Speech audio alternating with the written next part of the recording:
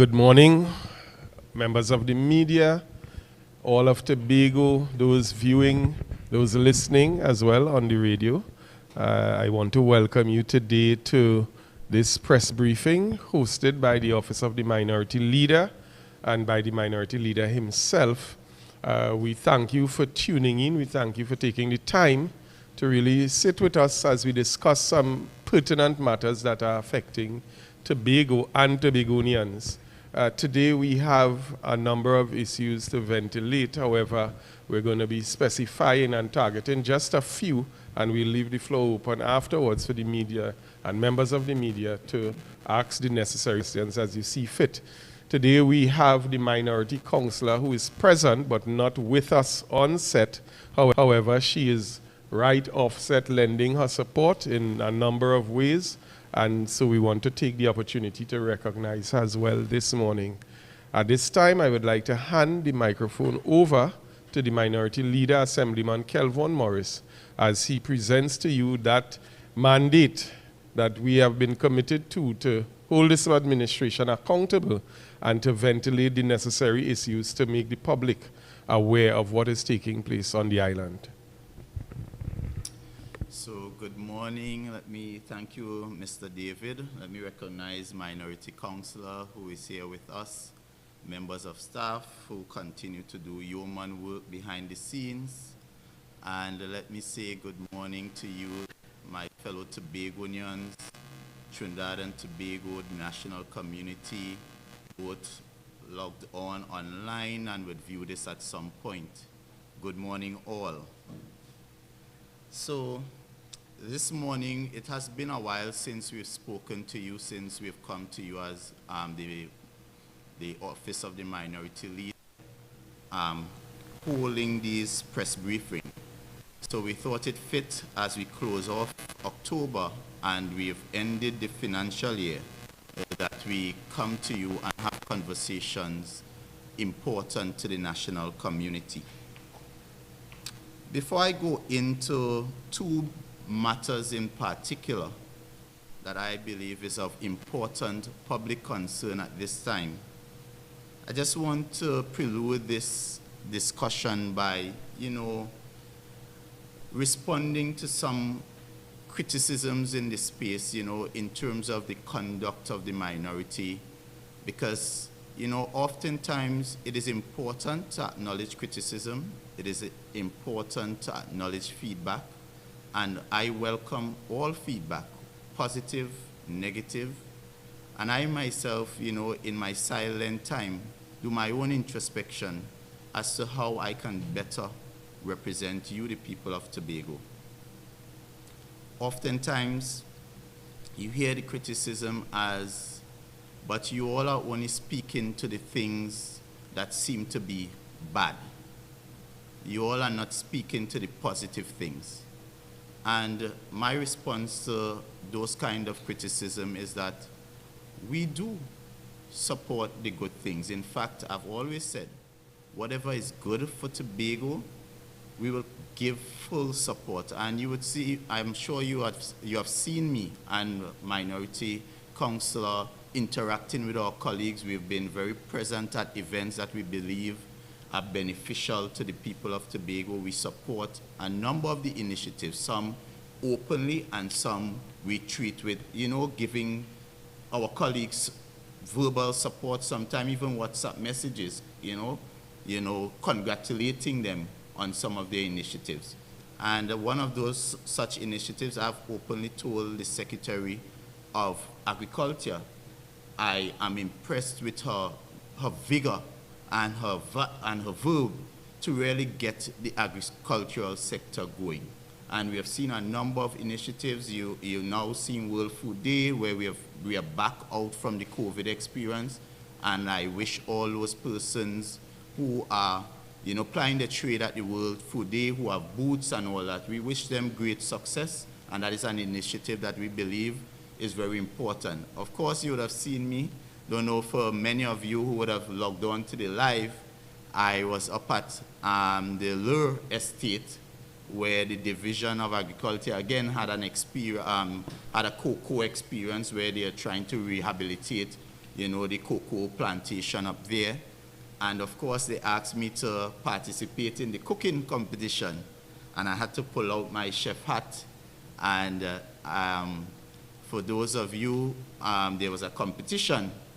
And of course, I prepared the famous oil dung. And my oil dung found favor, of course with some help from some colleagues from Charlottesville and so forth. But my oil dung found favor, and I came out as a victor of that competition, although the chief secretary told me he was a bit late, and he was to do the fish broth. So he told me that did he finish the fish broth, then I perhaps may have not won. But I told him it's because he knew I was going to cook why he showed up late.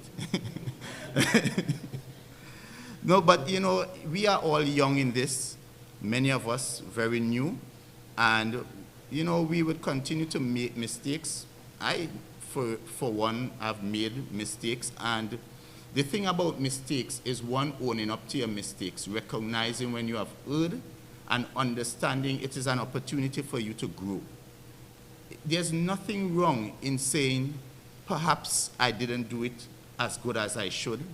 There's nothing wrong in saying, perhaps this decision did not pan out the way I thought it would. And I think that is what the people of Tobago is looking for. Tobagonians don't expect us to write both majority and minority all the time. But one of the things Tobagonians frown totally at is, you know, arrogance. Recognizing wrong and believing it's right. And that is why I've continued to say to all of us, let us simply call right, right, and wrong, wrong. If something is wrong, it be right. And if it's right, right, let us give it support. And this is how I tried to conduct the business of representing you as the only minority voice. I tried to be impartial, I tried to be fair, and I tried to be reasonable. And when I raise matters, it is because I believe it is important for us all to have the information. And then collectively we can decide whether it is something that we consider right or if it's something we consider wrong. And if it's right, then we give support. If it's wrong, I'm saying as Tobagonians, we all should collectively hold the administration to account. Because at the end of the day, the decisions they make will affect all of us in some kind of way. It may not be directly, but indirectly it would have an impact. And based on that note, I simply want to raise three matters. The first matter that I want to speak to is a matter that has been long-standing for the past 11 months.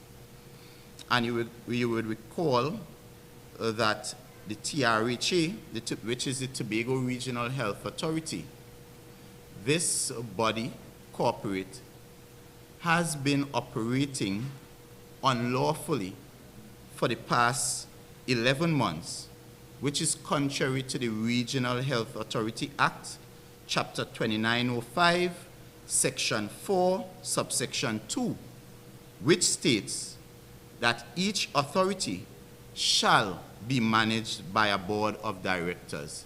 And at this point, since the last board demitted office sometime in December, just after the conclusion of the elections, this PDP-led administration has failed to appoint a board in accordance to the law of Trinidad and Tobago, which clearly states that each authority shall be managed by a board of directors. And so, as minority leader, with the opportunity coming up on next Thursday, which is Private Members' Day, I have tabled a motion which calls for the House to mandate the administration, the executive, to post haste appoint the board of directors of the Tobago Regional Health Authority in keeping with the law. So we will be taking a motion that asks the entire House, including those opposite to me, to agree and mandate that the executive take all steps to ensure that we correct this very serious issue, because many of the decisions being taken can be brought into disrepute based on the fact that they are being taken absent of a board. I move on to the second matter at hand, and that matter has to do with an announcement by the Secretary of Tourism, where she indicated that the division very early in her mandate was striving to attain 100,000 visitors, 100,000 tourists, visitors in the shortest possible time. However, one must therefore question the timing of the Tobago Tourism Agency Limited's decision to discontinue the Virgin flight.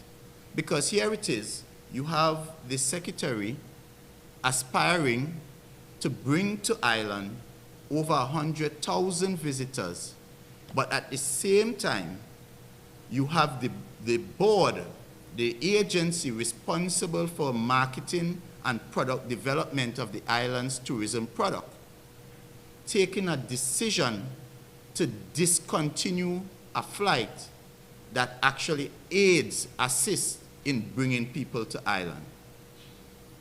And one of the expert advice I've received, and I want to share that advice with you, from a learned individual, person who prefers not to be named, shared their concern that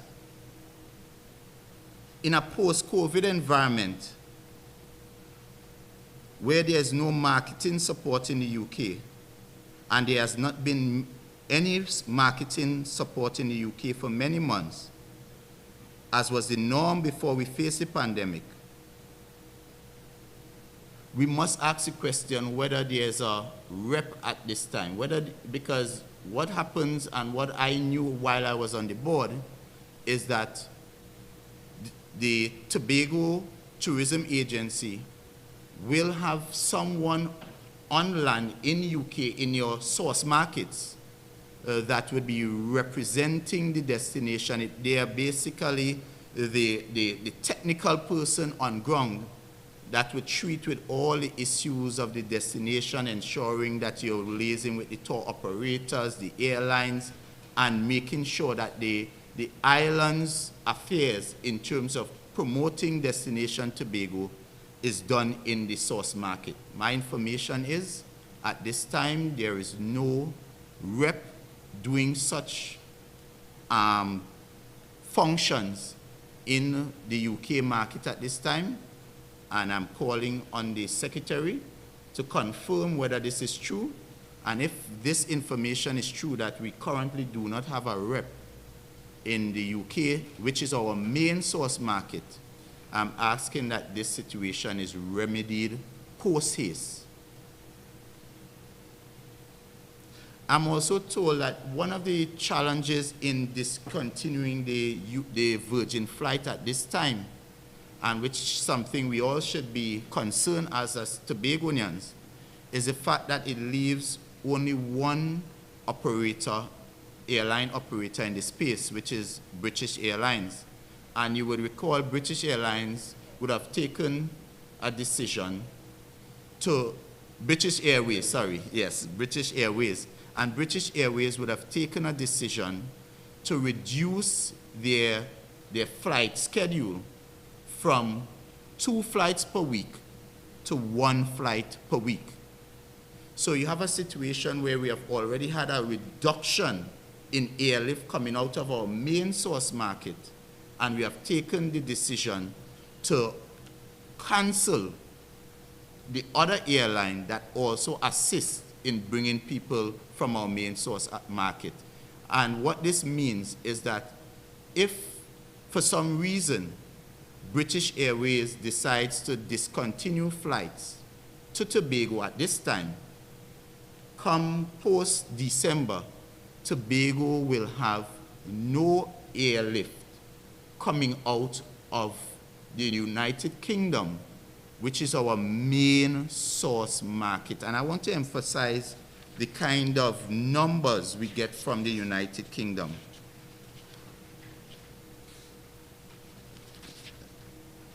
And I'm going to give you some comparative data. So, coming out of the United Kingdom, total for 2017, we were able to have arrivals to the tune of 8,894 arrivals. 2018, 9,511 arrivals. 2019, 10,149 arrivals. And what that trend shows you pre-pandemic is that there was an upward trajectory in terms of increased overall arrivals coming out of our main source market, which was the UK.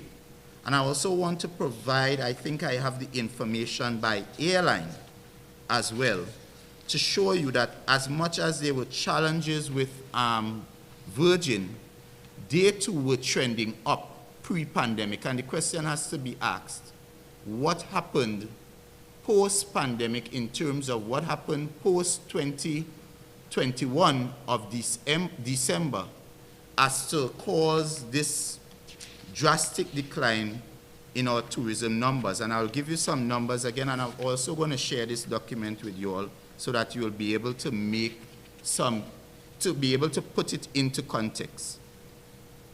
Our numbers overall stay over for January 2022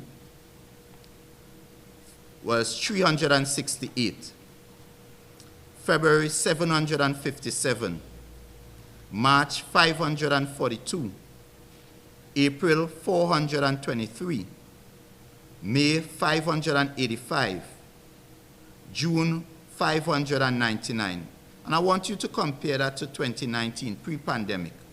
January 2,303, February 2,955, March 2,463, May 1,247, June 1,153. So you're recognizing that what we have had, if you compare the data pre and post, is almost a 50% reduction in terms of our arrivals. And this means, therefore, we had at the time of 2019, we had BA in the space flying directly into Tobago. We had Caribbean Airlines flying directly into Tobago from JFK. We had Condor Airlines flying into Tobago. We had Sunwing flying from Canada into Tobago. We also had Thomas Cook flying into Tobago from Manchester. We had Virgin flying into Tobago from Heathrow. And we also had a flight from Condor out of Munich. Well, actually, that Condor flight left in 2017. So we had 1, 2, 3, 4, 5, 6 direct flights. As it stands now, 2022, we have only 3 direct flights. Well, 3 direct flights, which is we have Caribbean Airlines flying out of JFK. We have Caribbean Airlines flying out of Barbados. And because we have discontinued Virgin, we now have BA flying out of UK. The Condor flight that has been announced, and I want Tobagonians to understand this, it is not a new flight, because as you would have seen, I would have given you data that Condor pre-pandemic, pre-2021, would have been flying, they had flights coming out of UK and out of Germany. So that Condor flight that is being announced is not a new flight. It is not anything new that this administration would have done. This is just the continuation of a relationship. And there's one more interesting development when it comes to airlifts and the airlift challenges. You would have heard an announcement about a flight coming out of Miami. I can tell you without fear of contradiction, that flight is not something that was developed overnight. Those discussions started about mid-August of last year. That would have been mid-August of 2021, and continued onwards. Now that the flight has been finalized, the question is, where is the marketing? What marketing work has been done? And especially given the fact that the flight is going to be started for Carnival, you would have thought that we would have had some kind of presence at the Miami Carnival so that we would have been able to market this Tobago Carnival so that people are aware that Tobago is having a carnival. There's a direct flight coming out of Miami, and we can actually have access to Tobago. But there was no marketing presence at all. I was in Miami, and when I tell you, there wasn't even a jersey, a sign, an advertisement, on the ground presence. There was absolutely no presence at all. In fact, NCC was there with a large contingent. The entire board of the NCC, along with staff and other stakeholders, were in Miami. In fact, they had a press conference on the Thursday before the Miami Carnival at the Consular General. And you know where our Secretary of Tourism was? She was right in Tobago. The consulate would have reached out and invited the Tobago Tourism Division to have a presence, and they opted not to attend. They opted not to market Tobago's Carnival in Miami, where you have visitors coming and patrons coming from all over the world that would have had an opportunity to know that there's a Tobago Carnival, that would have had an opportunity to get the kind of information about Tobago Carnival. So the question really is, where is this strategic plan? What is the vision? Where are we really taking Tobago tourism? And numbers don't lie. When you look at the numbers, it is abysmal. When you listen to the Tobago Tourism Agency, it seems to be ad hoc. And Vanas James said it himself. He says that at this point in time, there seems to be no underpinning plan, no underpinning vision that really who this administration is using as a roadmap to take Tobago forward. And therefore, I also recognize there's a matter within the Tobago Tourism Agency which crept up on all of us like a thief in the night. And that has to be the issue of the appointment of the current chairman as executive chairman. I've looked near, I've looked far, I've asked, and no one can tell me when this decision was published. I'm asking Tobagonians if you would have seen an official announcement coming out from the Tobago Tourism Agency indicating that they would have taken the decision. There has been no official announcement, and the question is why? Why has the people of Tobago not been told that a decision as important as that has been taken? And it seems to be a level of hypocrisy, because this administration promised to treat and deal with issues very transparent. But here it is, a decision to appoint the chairman as also, because when you have an executive chairman, what you're also doing is making them your CEO at the same time. And the last thing we know was that a CEO resigned, and there was a process to appoint a CEO. I'm asking the question, is that process still ongoing? And if that process has been discontinued, we should, please tell us, Madam Secretary TRHA Boris, what is the position? Is this a short-term arrangement for this executive chairman? And then what is the qualification of this chairman? Because as far as I understand, the last thing I know, this chairman was an entrepreneur, managing, you know, and I take no beef in entrepreneurial exploits, but at this point in time, critical to Tobago tourism's revival, you would think that this division would put some effort in ensuring we have the kind of personnel and the kind of expertise in the Tobago Tourism Agency to lead this challenge.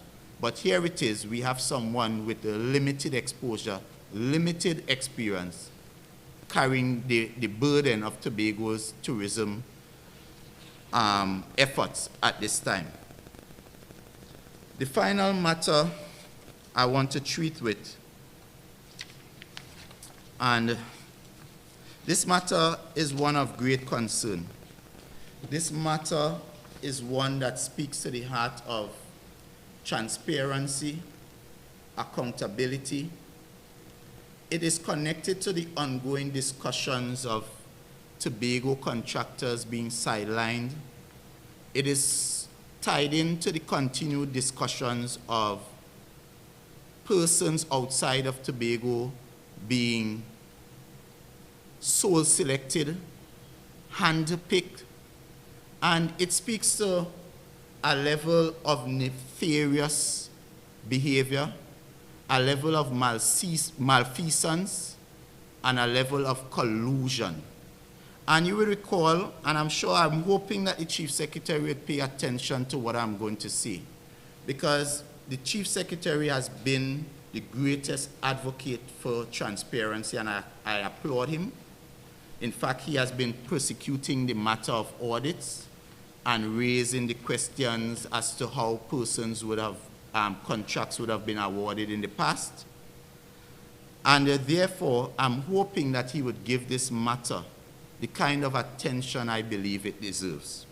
So, of course, you would have remembered the political leader of the PNM raising some issues with, about the award of 4 contracts, and he would have specifically named a roofing company that would have received a contract. And when you looked at the letter of award,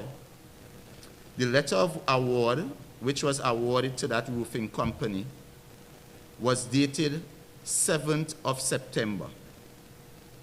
And it referred to a proposal that they received on the 30th of August.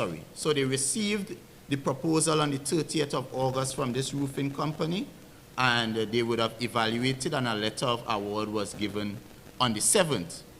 And we said perhaps there's a level of great efficiency in the division of infrastructure, that they only took about 6 or so days to deliberate and award a contract. Well, folks, I want to tell you that today I have an excerpt of a letter of award that the Guinness Book of Records will want to award the division of infrastructure the most efficient evaluation service in the world. Because here it is, a document dated 7th of October, and 7th of October, you will recall, was a Friday, addressed to California Stucco Company Limited of number 2 Haridas Street, Warner Village, Charleville, Uriah Butler Highway, Trinidad, West Indies. And name, which I will not reveal, and subject matter, construction of roadway from Mount Mary to Dutchford Crossing Canal, letter of award. And I just want to repeat the date, 7th October 2022, because the dates are important in this discussion. So that was a Friday. And this letter, I'm going to go very slow,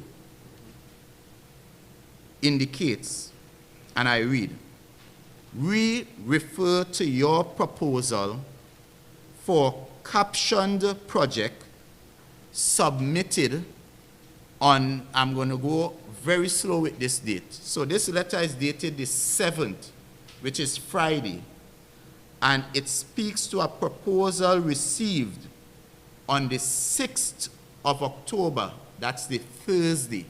So you receive a proposal on Thursday, and you were able to evaluate and offer a letter of award. So you made an award the next business day, which is a Friday.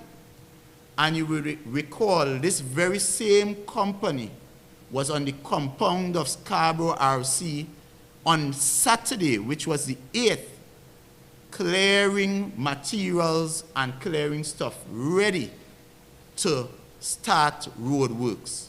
So I'm saying, Guinness Book of Records, I'm submitting this for you as for consideration for the fastest approval process of awarding a technical contract. Because what this contract seeks to do is treat with the construction of roadway from Mount Mary to Dutchford. Yet we have persons in the Division of Infrastructure that was able to evaluate the proposal. And the question has to be, was this the only proposal received? And if this was the only proposal received, doesn't this contradict what we were being told by the Secretary of Infrastructure, that there's nothing or no sole select process has been happening in the division? Yet, in the space of 24 hours, a contract, a proposal was received and a contract was awarded. And worse yet, we must ask the question, where did they get this contractor? What was the process? What was the process to identify this contractor so that you can get a proposal, one ready, they received the proposal on the 7th, on the 6th, and you made the award on the 7th. We also have to ask the question, and the question must be asked, because I have information that this very contractor mobilized and equipments were brought up from Trinidad on Friday. So this person have to be really, really efficient. So you get a letter of award on Friday. Tickets were purchased before the proposal was sent. Tickets to bring up the equipment were purchased before the proposal. So I would love the Secretary of Infrastructure and the Chief Secretary, who is the corruption buster, and Mr. Auditor, to tell us how he's going to treat with this matter. Because this, on a cursory view, a layman, any layman Tobagonian, the man on the block, this speaks of something dark, and it speaks of something rotten.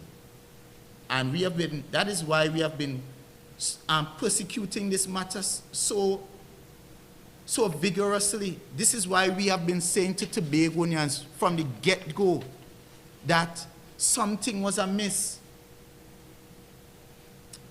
They started by vilifying, denigrating, disrespecting, disregarding Tobago-based contractors, understanding that these people contribute to the overall economic growth and development of Tobago. These contractors employ Tobago families. And you had to ask a question, why were they going after these contractors like that in the manner and making them seem as they weren't capable? they weren't able, and then you recognize that you have these kind of shenanigans going on. And I want us to also put this into the context of what the political leader of the PDP has been saying, because he had a lot to say about deals that were made in Trinidad. And I'm asking today whether this is one of those deals.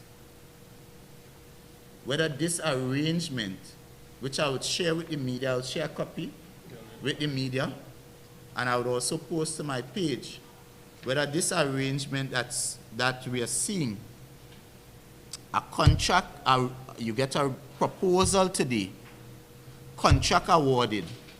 And another interesting part of this is that they said at the bottom of it, within 3 to 28 working days of the date of this letter of award, you will receive a contract.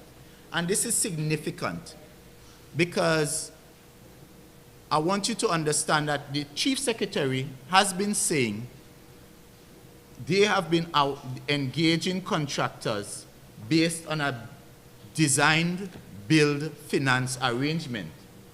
And if you're operating on a design, build, finance arrangement that outlines the payment terms and the intricacies, shouldn't you therefore ensure that you have a contract in place before you move forward? And how could this contractor was prepared to do a contract, build, design, finance, when you only had basically 24 hours notification? There's a requirement for a letter of acceptance. Well, we know the Division of Finance, Division of Infrastructure is closed on a weekend. So after you receive this letter of award, when did you send your letter of acceptance? And if you accepted this job and started this job on Saturday, when was this letter of acceptance received? And the question also has to be, when the contractor entered the premises of Scarborough RC, did they really have the authorization to so enter? And could this now be considered trespassing? Because you would see they would have had to accept the contract first and foremost before they were able to enter and start a contract. So there's more questions than answers at this time, and I'm hoping that those with the answers will respond and respond truthfully. And I'm saying to you, Tobagonians, reminding you that yes, you may have your favorite, you may have, you may support a party, but at the end of the day, Tobago must win. Tobago must win. And it's time we put a stop to this nonsense. Ladies and gentlemen, on this note, I would take any questions related to the three matters raised first and foremost, and perhaps thereafter, if you have any other question, feel free. I would try my best to answer as best as possible.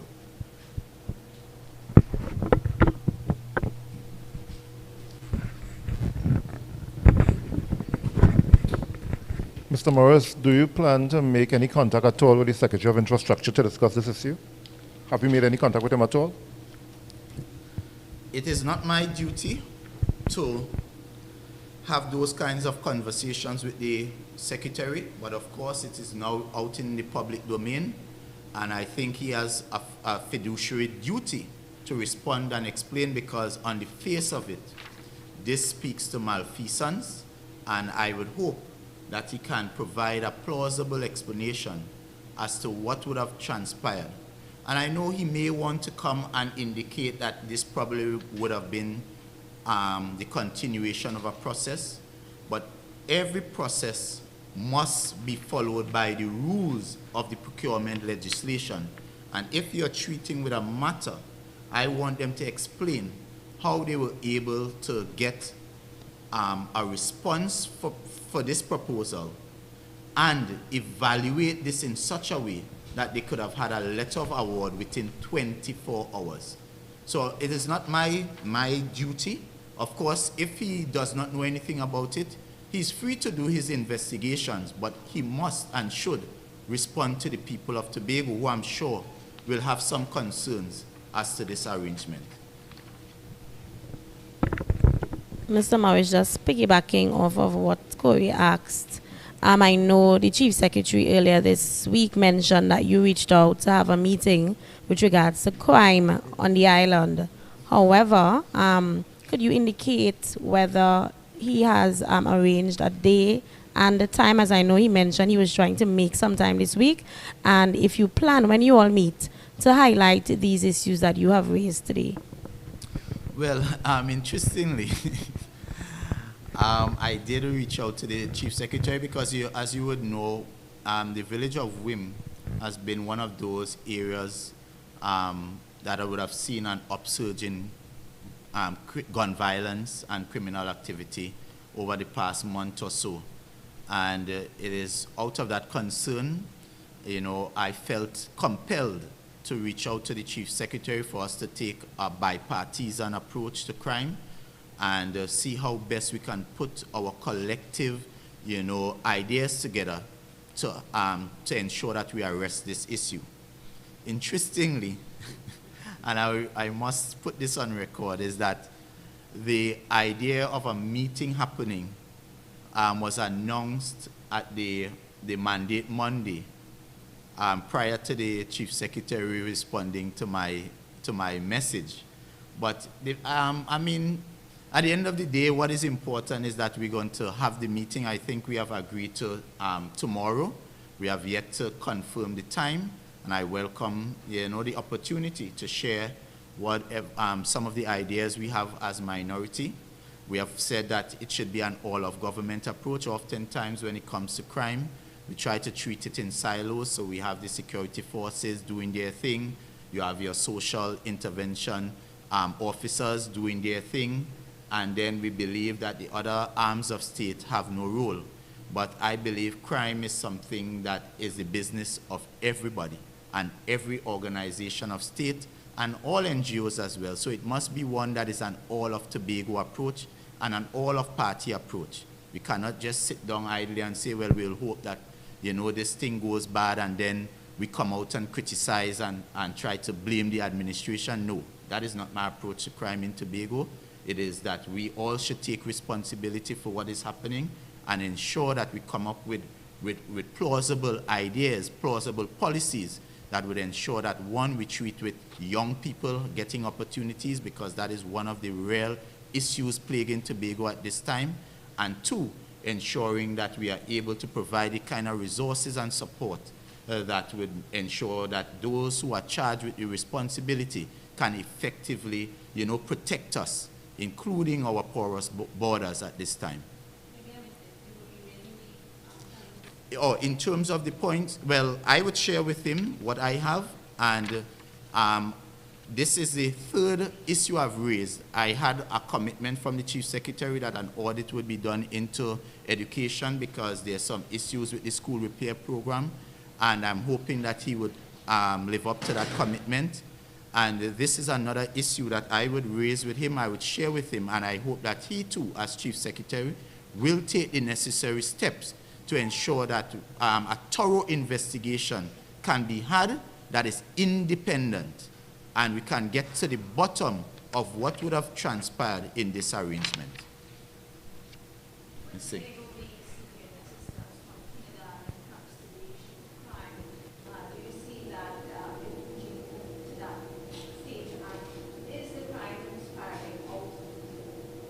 Well, of course, the issue of national security remains the remit of the central government of Trinidad and Tobago. So therefore, there has to be partnership. And coming out of our discussions, I'm sure we'll broaden the net of the discussion, because we must include the Ministry of National Security and the government of Trinidad and Tobago. It is important that Tobago, as a tourism destination, even with all that is happening in Trinidad, preserve our mantra of safe, because that is one of the driving forces and one of the little factors in terms of tourism destinations. Tourists want to ensure that when they visit a destination that they are safe and we must ensure that we provide that safety.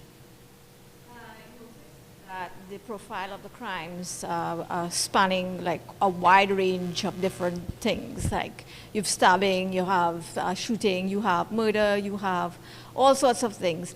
Have you put or has the authorities here put their a description to why this is happening and to the state of the profile of the murders and the incidents of crime?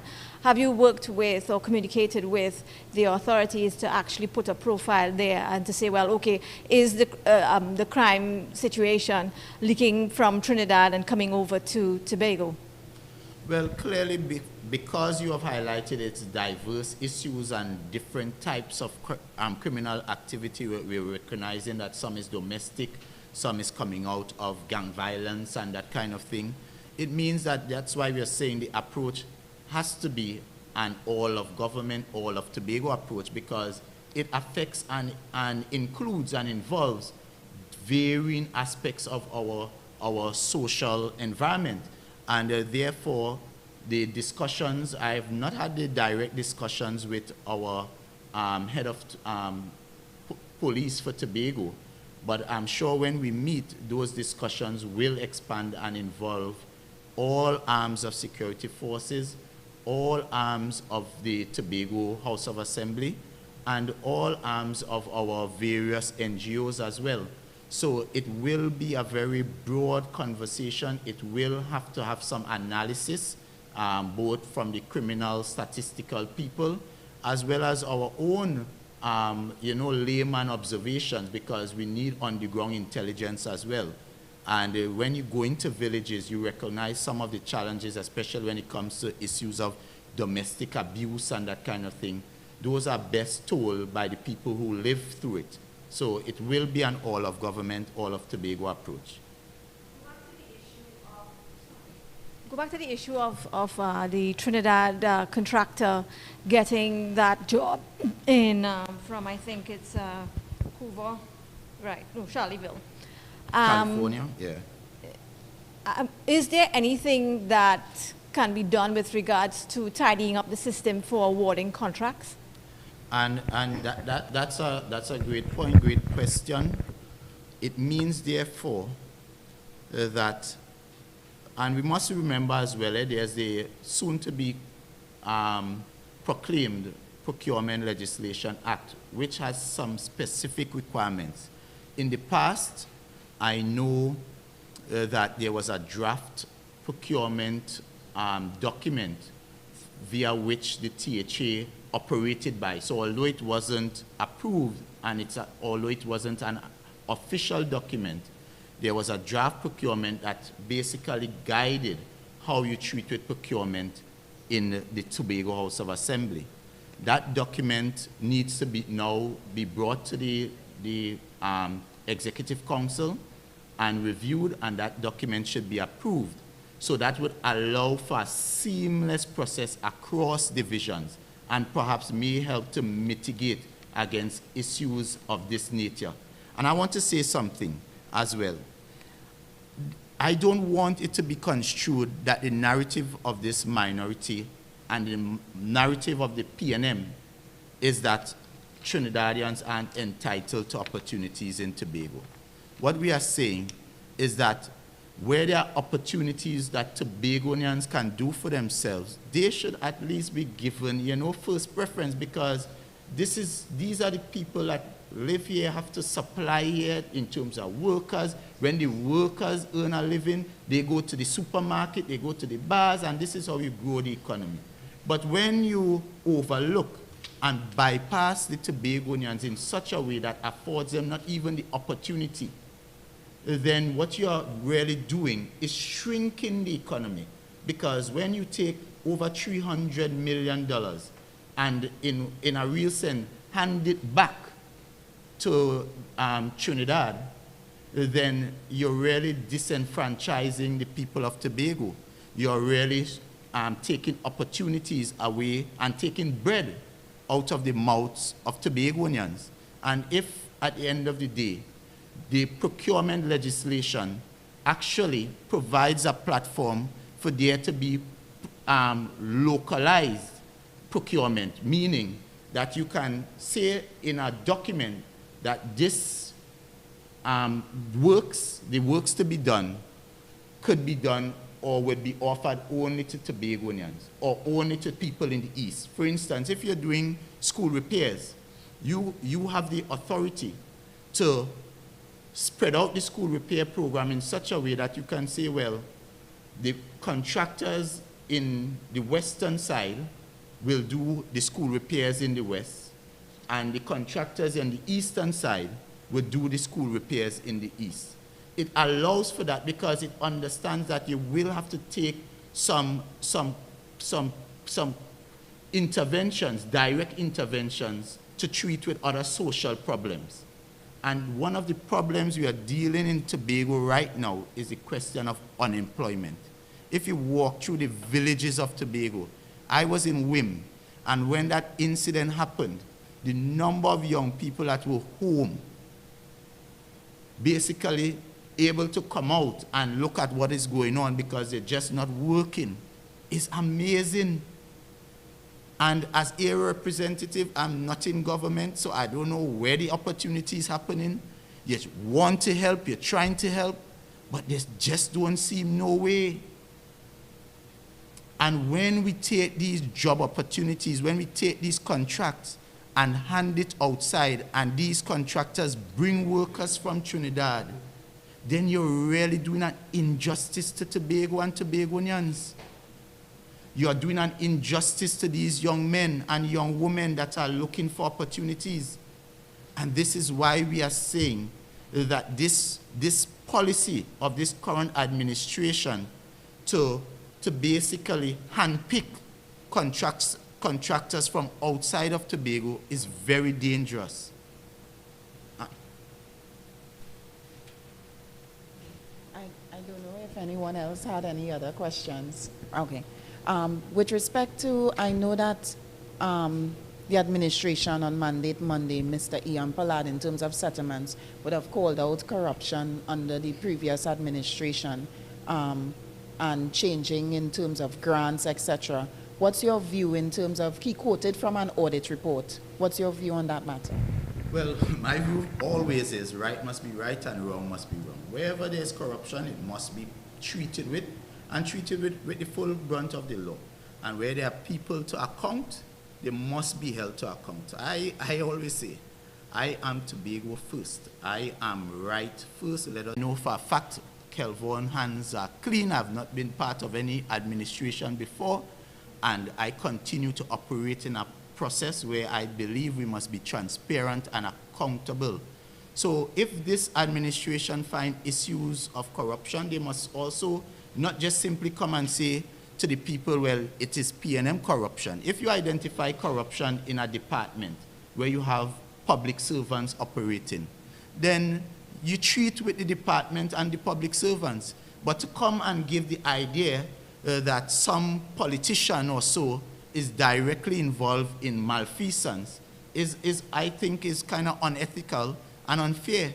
And if there's some politician who would have been so guilty, then by all means, bring the information and let us deal with that person.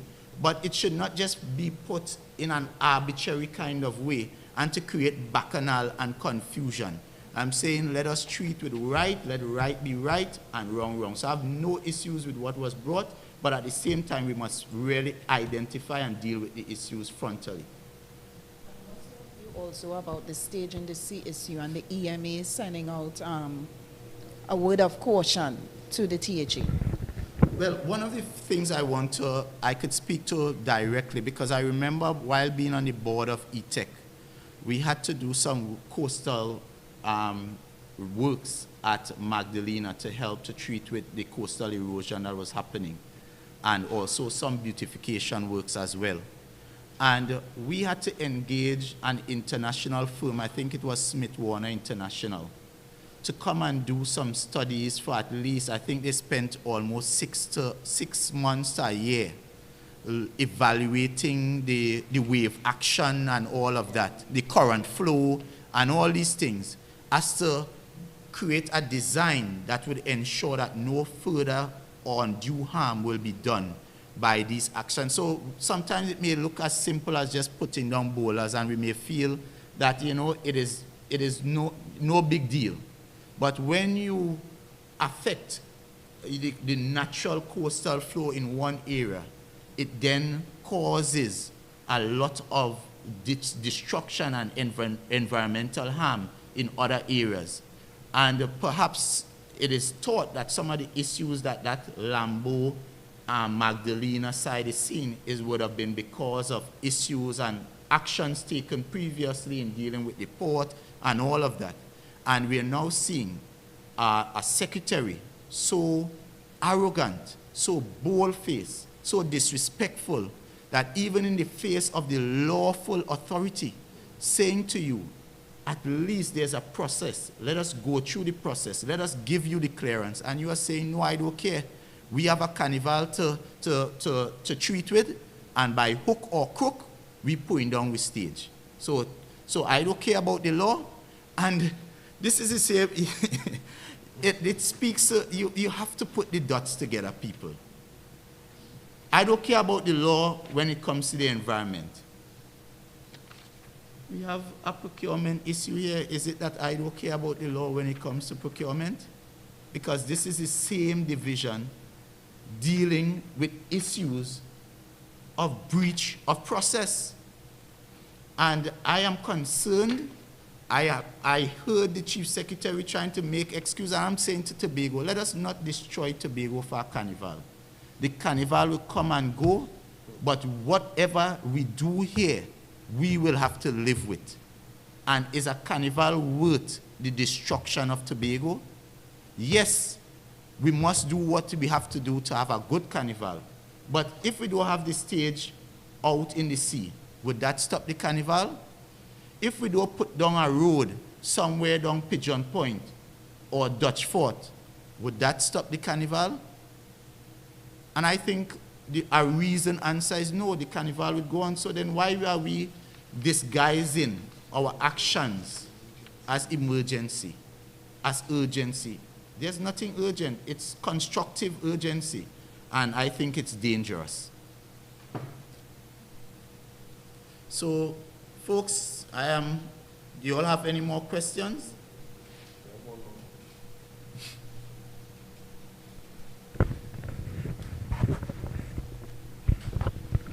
Having contracted the COVID-19 virus on 2 occasions, the Prime Minister said yesterday he's not willing to risk contracting it a 3rd time by coming to the October Carnival. Are you fearful that it's likely to be a super spreader event? Well, of course, we all have to take our own individual precautions, but I think by now the science has shown, because of this Omicron variant and how it would have spread and the efficacy of it being not as strong as the others, that it is something that we can all live with. In fact, I would tell you that I had the opportunity to go to Miami, and I observed their carnival there, and there were large gatherings. I was able to view some of those gatherings and be part of those gatherings without wearing a mask, and I returned without any real challenge. So I believe at this point in time, events of those nature seem not to be a super spreader based on the Miami experience. I've not heard any issue of any real spread of COVID post that Miami experience. So I look forward to the carnival. I also want to encourage persons, both Trinidad and outside of Trinidad, to come to Tobago and let us have a grand first carnival. But at the same time, I'm saying to Tobago, the carnival would come, the carnival would go, but let us destroy Tobago.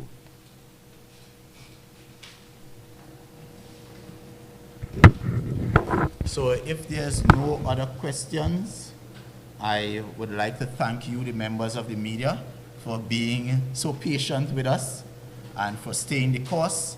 I'd like to thank the persons who would have logged on to this press briefing.